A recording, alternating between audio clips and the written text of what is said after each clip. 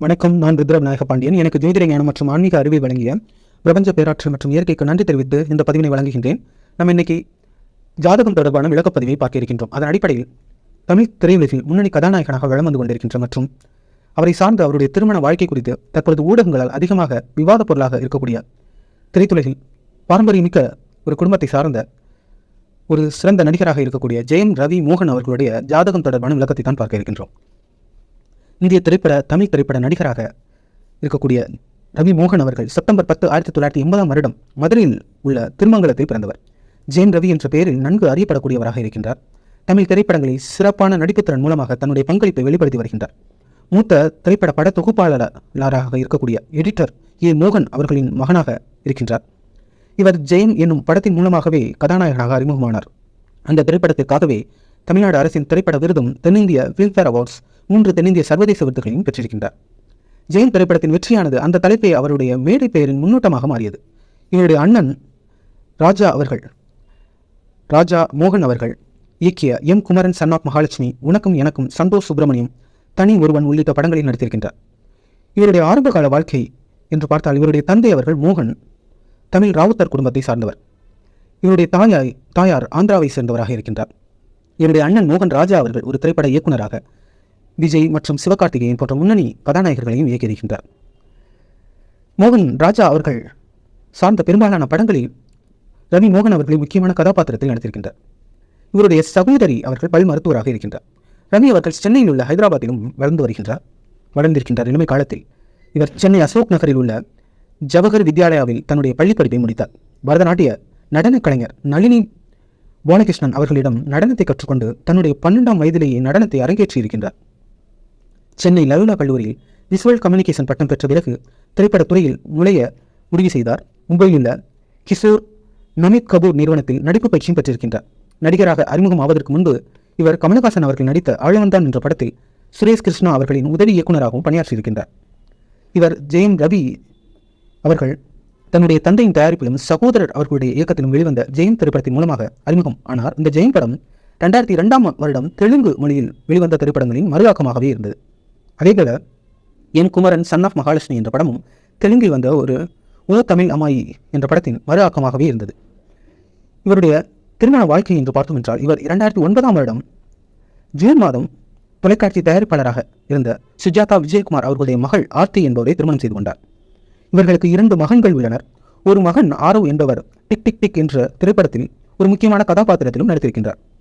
ஜெயம் ரவியும் ஆர்டியும் 2024 கருத்து வேறுபாடு காரணமாக ஜெயம் ரவி அவர்கள் பிரிவதற்கு முடிவு செய்தார். ஆனால் அவர்களுடைய திருமண வாழ்வு சார்ந்த பிரச்சனை இன்று வரையும் சென்று கொண்டுதான் இருக்கின்றது.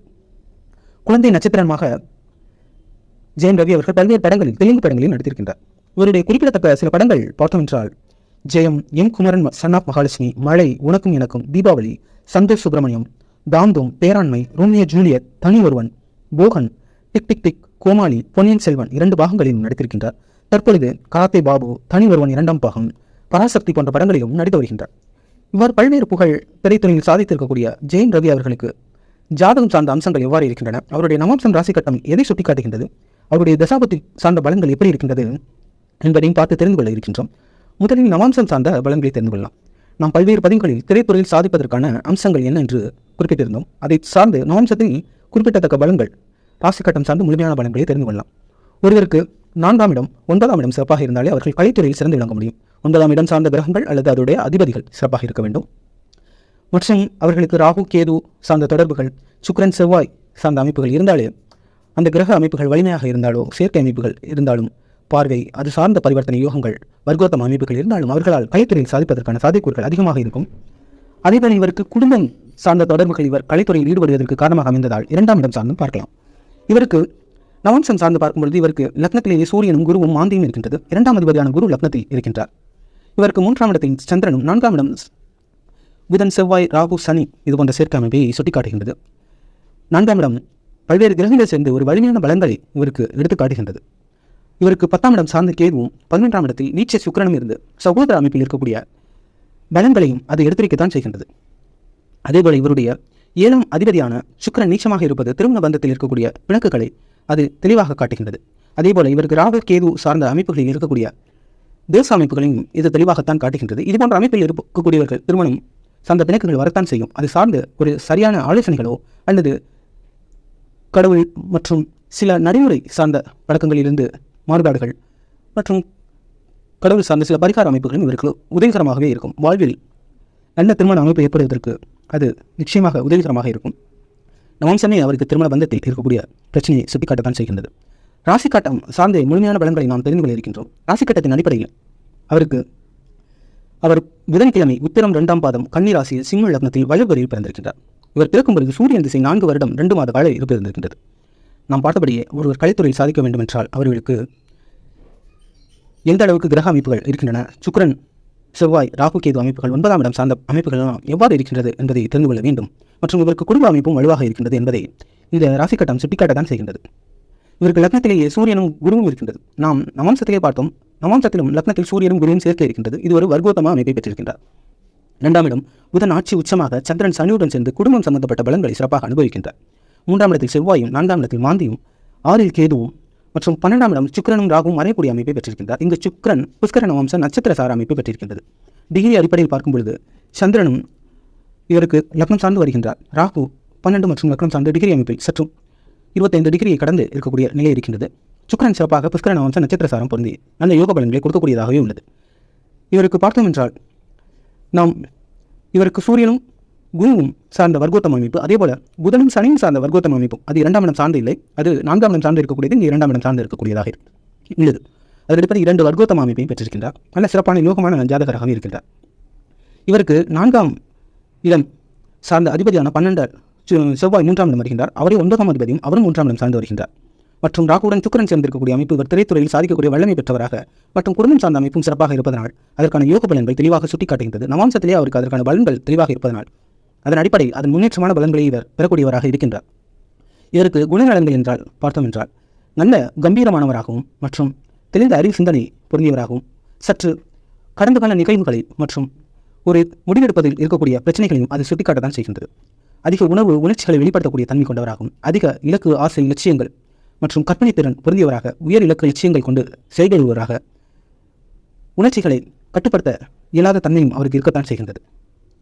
அவ்வாறு கிரக அமைப்புகளை பெற்றிருக்கக்கூடிய ரவி மோகன் அவர்கள் இவர் எவ்வாறு திரைத்துறையில் சாதித்தார் என்றும் இவருக்கு எப்படிப்பட்ட படங்கள் இவருக்கு சிறப்பாக அமைந்தது என்றும் பார்த்து தெரிந்து கொள்ளலாம். இவருக்கு ராசிக்கட்டம் சார்ந்து பார்க்கும் பொழுது திரைத்துறையில் சாதிப்பதற்கான பலன்கள் சிறப்பாகவே இருக்கின்றன. தசாபதி சார்ந்த அமைப்புகளும் அதுக்கு உதவிகரமாக இருந்த அடிப்படையிலேயே இவர் சாதித்திருக்கின்றார். மற்றும் இவருக்கு 7ஆம் அதிபதியான சனி 2ஆம் இடத்தில் இருந்து வந்தாலும் அது சந்திரன் மற்றும் புதனுடன் சேர்ந்து இருக்கக்கூடிய அமைப்பாக இருக்கட்டும் மற்றும் ராகு சுக்கிரன் சார்ந்த 12ஆம் இடம் சார்ந்த அமைப்பு இவருக்கு திருமணம் சார்ந்த பிணக்குகளை சுட்டிக்காட்டத்தான் செய்கின்றது.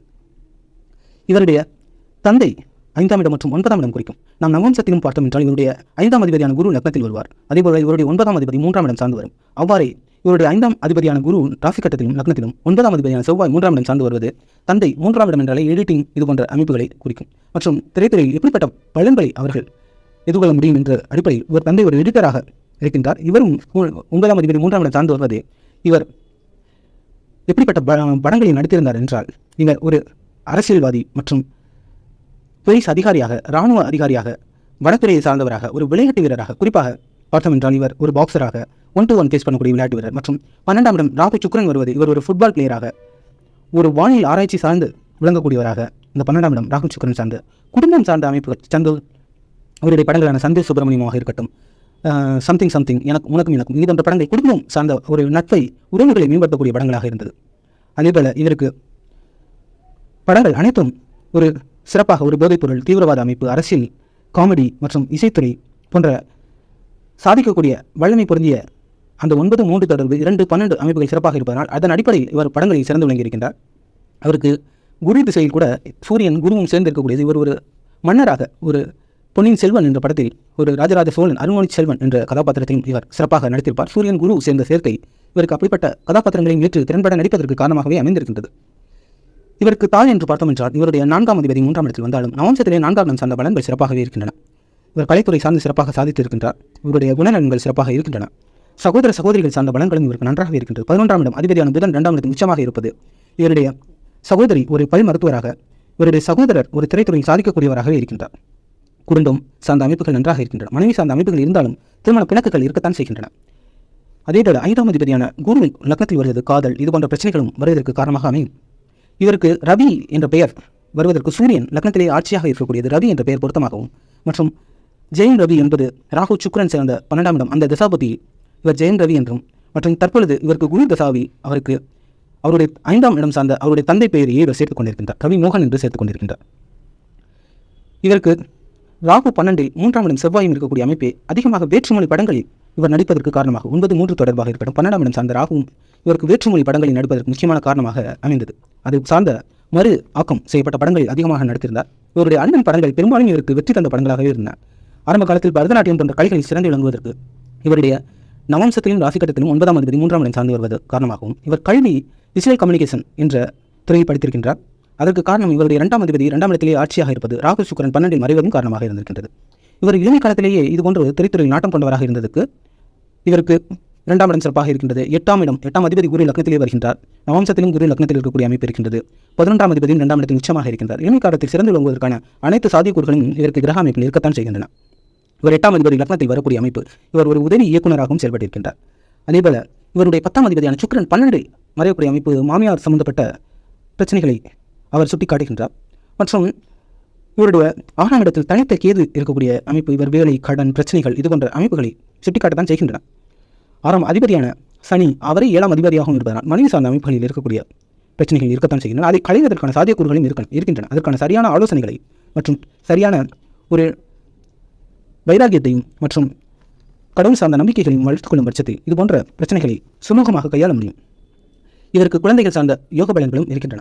குறிப்பாக குழந்தைகள் பலன் 5 மற்றும் 8ஆம் இடம் குறிப்பதனால் இந்த 2 அதிபதிகளுமே இவருக்கு லக்னத்திலே வருகின்றார். இவருக்கு வர்க்கோத்தம அமைப்பும் சிறப்பான பலன்களை சுட்டிக்காட்டுகின்றன. இவருக்கு வர்க்கோத்தம அமைப்பு மட்டும் இல்லை என்றால் இவருடைய கிரக அமைப்புகளுக்கு இவருக்கு சில விபத்துகளும் பிரச்சனைகளும் அதிகமாக தென்படுவதற்கான சாத்தியக்கூறுகள் இருக்கத்தான் செய்கின்றன. ஏனென்றால் இவருடைய 5 மற்றும் 8ஆம் அதிபதிகள் லக்னத்தில் சூரியனுடன் சேர்ந்து வருவது பல்வேறு விபத்து பிரச்சனைகள் வாழ்வில் எதிர்கொள்வதற்கு அது காரணமாக அமைந்திருக்கும். இவர் வர்க்கோத்தமம் அந்த பலன்களை சற்று குறைவாக, அதுபோன்ற பிரச்சனைகளை சற்று குறைவாக எடுத்துக்காட்டுகின்றது. இவர் தசாபதி சார்ந்த பலன்கள் பார்க்கும்போது இவர் முதலில் ராகு திசையில் தான். இவர் முதலில் பிறந்தது சூரிய திசையில் 80ஆம் வருடம் பிறந்திருக்கின்றார். 84 வரை சூரிய திசை, 94 வரை சந்திரன் திசை, 2001 வரை செவ்வாய், 2019 வரை ராகு, 2035 வரை குரு மற்றும் 2054 வரை சனி திசை இருக்கின்றது. முதலில் சூரிய திசை, அடுத்து சந்திரன் திசையில் இளமை காலத்தில் சிறப்பாக சிறந்து விளங்கி இருக்கின்றார். அது 2ஆம் இடம் பள்ளிப்பருவம். அந்த காலத்தில் அவர் சிறப்பாக சிறந்து விளங்குவதற்கு சந்திரன் 2ஆம் இடத்திலே இருப்பது காரணமாகவும், மற்றும் அவர் 12ஆம் அதிபதியாக இருந்த அடிப்படையில் இவர் வேற்று மாநிலங்களிலும் சென்று சிறந்து விளங்கி இருக்கின்றார்.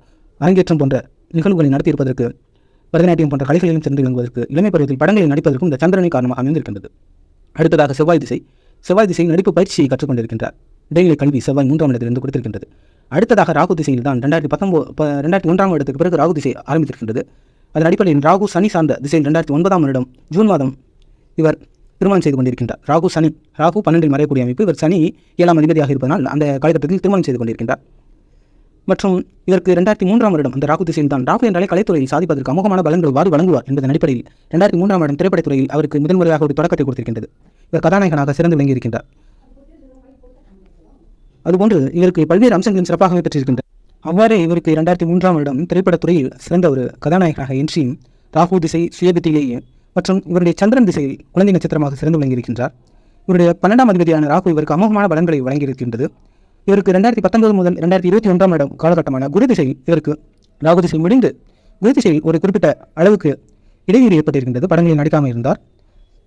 மற்றும் இவருடைய நடப்பில் இருக்கக்கூடியது குரு திசை சுயபத்துவம் முடிந்து குரு திசை சனிபதியில் தான் இவருக்கு திருமணம் சம்பந்தப்பட்ட பிணக்குகள் ஏற்பட்டிருக்கின்றன. குரு திசை சார்ந்த திசை இருப்பதனால், குருவின் சூரியனும் இணைந்திருப்பதனால் இந்த காலகட்டத்தில் பொன்னியின் செல்வன் போன்ற படங்களிலும் இவர் சிறப்பாக நடித்திருக்கின்றார். இப்பொழுது நடப்பில் இவருக்கு இருக்கக்கூடிய திசை என்றால் இவருக்கு குரு திசை சென்று கொண்டிருக்கின்றது. குரு திசை சார்ந்த புதன் புத்தி சென்று கொண்டிருக்கின்றது. புதன் 2ஆம் இடம் 11ஆம் அதிபதி இருப்பதனால் இந்த காலகட்டம் படம் சார்ந்து இவர் சிறந்து விளங்க முடியும். குடும்பம் சார்ந்து இவர் அண்ணன் சார்ந்து படங்களில் நடிக்கும் பொழுது இவருக்கு வெற்றி வாய்ப்புகள் பிரகாசமாக அமோகமாக உள்ளன. மற்றும் இந்த குரு இவருக்கு வர்க்கோத்தம அமைப்பு இல்லை என்றால் மிகப்பெரிய பிரச்சனைகளை ஏற்படுத்துவார். ஏனென்றால் அவர் 5ஆம் அதிபதி மற்றும் 8ஆம் அதிபதியாக இருப்பதனால் இதுபோன்ற காதல், பிணக்குகள் சார்ந்த பிரச்சனைகள் அவருக்கு வரத்தான் செய்யும். சில விபத்துகள் சார்ந்த கவனம் தேவை இருக்கின்றது. ஆனால் இவருக்கு சரியான ஒரு புரிதல் மற்றும் குடும்பம் சார்ந்து சரியான செயல்பாடுகளில் இவர் ஈடுபடும் பட்சத்தில் இவருடைய வாழ்க்கை பிரகாசமாக அமோகமாக பல்வேறு சாதனைகளை புரியக்கூடிய வல்லமை பெற்றவராக இவருடைய ஜாதக அமைப்பு இருக்கின்றது. இதுதான் இதனுடைய ஜாதகம் தொடர்பாக நான் கொடுக்கக்கூடிய விளக்கம். மீண்டும் இது போன்ற ஜோதிடம் தொடர்பான விளக்கத்தில் உங்களை விரைந்து சந்திக்கின்றேன். புதிய காலமெல்லாம் புகழோடு வாழ்ந்திடுவீர். வையகம் செழிக்க வாழ்க வளமுடன்.